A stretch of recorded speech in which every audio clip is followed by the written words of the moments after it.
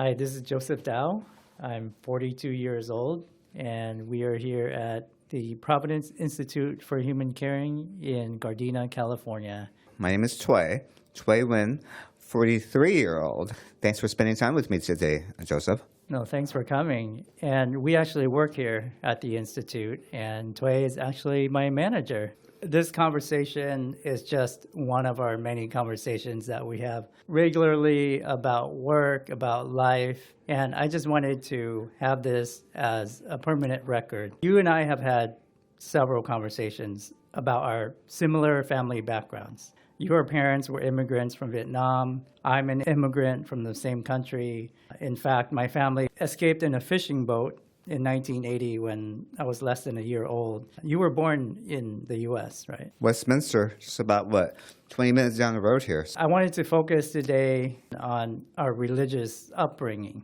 I'm a cradle Catholic, which means that I was baptized as a Catholic as a baby. I happen to have a master's degree in Catholic theology. We've both expressed how our religious tradition, you're Catholic as well, other religious traditions are also embedded in our unique Catholic experience as Vietnamese Catholic Americans. My mom is Catholic. My family in Vietnam has a long tradition of being Catholic in Vietnam. So when my mom actually met my father, which is Buddhist, it was quite the stir in the house. Vietnam is about, 80% or so Buddhist, and then 20% Catholic. My grandmother never approved of it. Let's take another step back a bit. My mom originally was in the convent. She was at the age of 14, 15. She knew that she wanted to give her life to the church and then be able to become a nun. Just so happened that there were some life instances. She, as one of the elder kids, she had to kind of step out into the real world and then help take care of her family. Maybe I get some of that personality from her. She definitely was a rebellious person. She definitely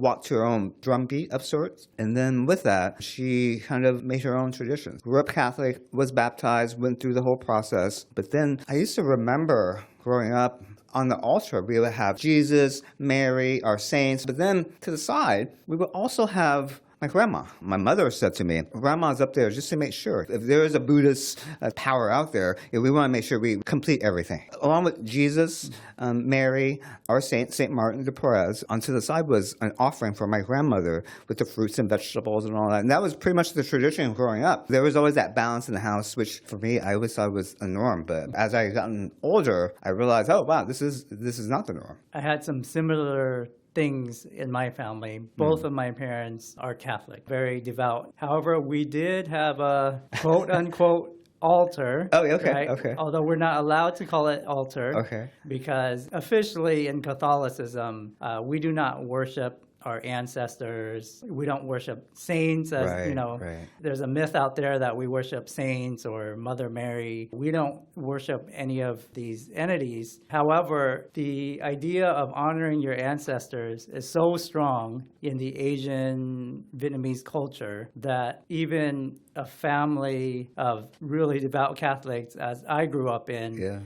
will have a photo of our ancestors, of my grandfather, somewhere in the house. It's usually elevated, just like an altar. It looks like an altar, but we're not allowed to call it an altar. And with my parents, just to be safe, they put a crucifix there.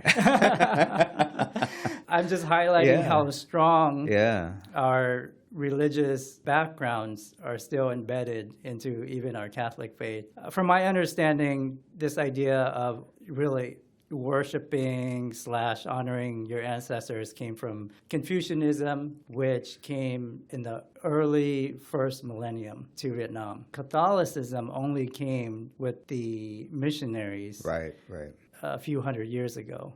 So you can see the difference in the timeline. With these two faith traditions, which you lived out, in reality, mine was just in practice, but this was very real for you.